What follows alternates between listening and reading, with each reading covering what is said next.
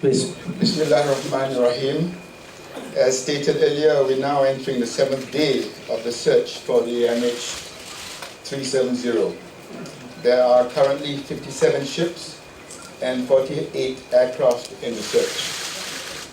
13 countries are now involved. Our priority remains finding the plane. We are following all leads and we continue to work closely with our international partners. We are grateful for the support of our friends and neighbors who continue to assist us by sharing their data and their resources as we search for MH370.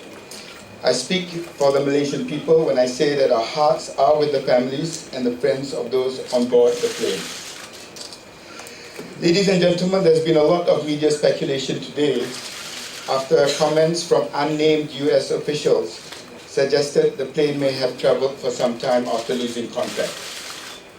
As is standard procedure, the investigation team will not publicly release information until it has properly been verified and corroborated with the relevant authorities. Nor do we want to be drawn into specific remarks that unnamed officials have reportedly made in the media.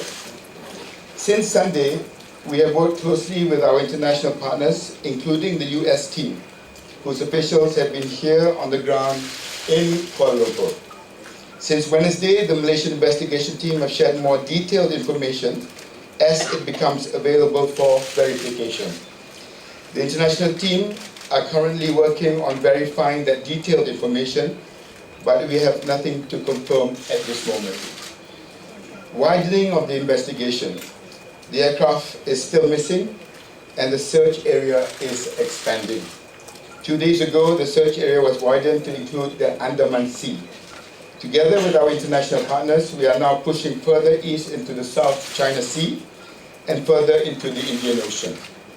We want nothing more than to find the plane as quickly as possible, but the circumstances have forced us to widen our search. A normal investigation becomes narrower with time, I understand, as new information focuses on the search. But this is not a normal investigation. In this case, the information we have forces us to look further and further afield. Engine data. Yesterday, we rejected a media report in which unnamed officials said that engine data showed the plane had kept flying for hours after last contact. We checked with Boeing and Rolls-Royce, who said the reports were not true. And I quote, this is a statement from Rolls-Royce. Rolls-Royce continues to provide its full support to the authorities and the Malaysian Airlines.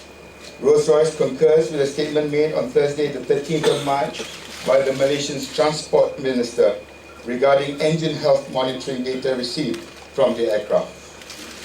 Oil slicks. Yesterday, authorities cited 2 oil slicks in the South China Sea, 60 nautical miles south of the last point of contact with MH370. The first slick was investigated and analyzed and found to contain tiny traces of jet fuel. No debris was found in the vicinity. We do not believe the slick is linked to MH370. Samples from the second slick were investigated and analyzed and did not contain any jet fuel. The investigation team, ladies and gentlemen, is following all leads that could help locate the missing aircraft. When we receive new information and it has been verified, we act accordingly. Wherever there is a possibility, we have a duty to investigate it. From the beginning of the crisis, we have worked hand in hand with all the relevant authorities, including international agencies, experts, and aircraft manufacturers. We have daily technical meetings with all the key players. We have followed the protocol set out by the International Civil Aviation Authority. We have been in regular contact with our neighboring countries, and we have welcomed all international offers of assistance. We are committed to one aim, which is to find an MH370.